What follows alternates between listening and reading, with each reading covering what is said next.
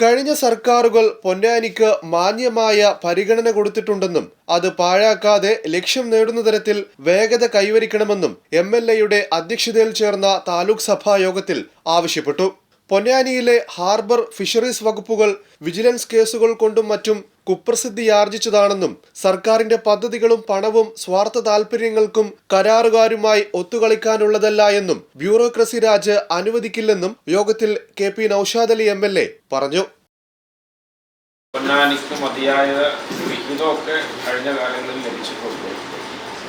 പക്ഷെ ലഭിച്ച കാര്യങ്ങൾ കൃത്യമായി വിനിയോഗിക്കുന്ന കാര്യത്തിൽ അലംഭാവം ഉണ്ടായിട്ടുണ്ട് എന്നുള്ളതൊരു നിർഭാഗ്യകരമായ വസ്തുതയാണ്. ആരുടെയെങ്കിലും തെറ്റായിട്ട് ഞാൻ കാണിക്കാൻ ഉദ്ദേശിക്കുന്നില്ല.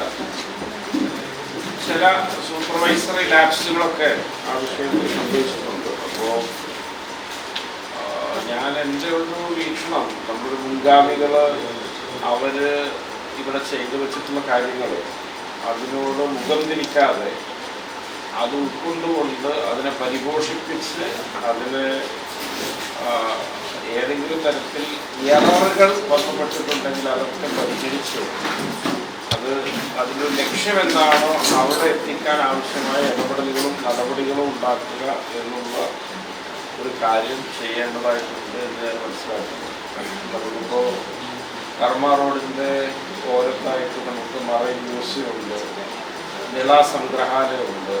അതിനകത്ത് തന്നെ വ്യത്യസ്ത ചെറിയ ചെറിയ കൺവെൻഷൻ സെൻ്ററുകളോ തിയേറ്ററുകളോ അങ്ങനെ പലതുമായിട്ട് മാറ്റാവുന്ന ഒരുപാട് നിർമ്മാണങ്ങളും പദ്ധതികളും ഫണ്ട് വിനിയോഗങ്ങളൊക്കെ ഉണ്ട്. അപ്പോൾ അത്തരം കാര്യങ്ങളൊക്കെ തുടക്കപ്പെട്ടിട്ടുണ്ടെങ്കിലും അത് ഉദ്ദേശിച്ച ലക്ഷ്യം പൂർത്തീകരിച്ചിട്ടില്ല. അപ്പോൾ നമുക്ക് അത്തരം കാര്യങ്ങളിലൊക്കെ നമുക്കൊരു കൂട്ടായ ഇടപെടലുകൾ അതിനകത്ത് ഉണ്ടാവണം. അതിന് ഭരണതലത്തിൽ നിന്നുള്ള പിന്തുണയൊക്കെ ഉറപ്പാക്കുക എന്നുള്ള ദൗത്യമൊക്കെ നമുക്ക് നിർവഹിക്കാവുന്നതേ ഉള്ളൂ. അപ്പം അത്തരത്തിൽ ഒരുപാട് പാതിവഴി ആയതോ അല്ലെങ്കിൽ പൂർണ്ണത പ്രാപിക്കാത്തതോ അല്ലെങ്കിൽ പ്രായോഗിക തലത്തിൽ ഇംപ്ലിമെൻറ്റിംഗ് ഏജൻസിയുടെ അനാസ്ഥ കൊണ്ടോ ഒക്കെയുള്ള നിരവധിയായ പിഴവുകൾ കാരണം ഉദ്ദേശിച്ച പോലെ ആവാത്ത എല്ലാത്തിനെയും നമുക്ക് എവിടെയൊക്കെയാണ് എന്തൊക്കെയാണ് അതിൻ്റെ പോരായ്മകൾ, എന്തൊക്കെ ഇടപെടലുകളാണ് ഇങ്ങനെയുള്ള മാർഗങ്ങൾ വേണ്ടത് എന്ന് നമുക്ക് ചിട്ടപ്പെടുത്തി മുന്നോട്ട് നീങ്ങേണ്ടതുണ്ട് എന്നൊരു ആഗ്രഹം നിങ്ങളുമായിട്ട് പങ്കുവെക്കുകയാണ്.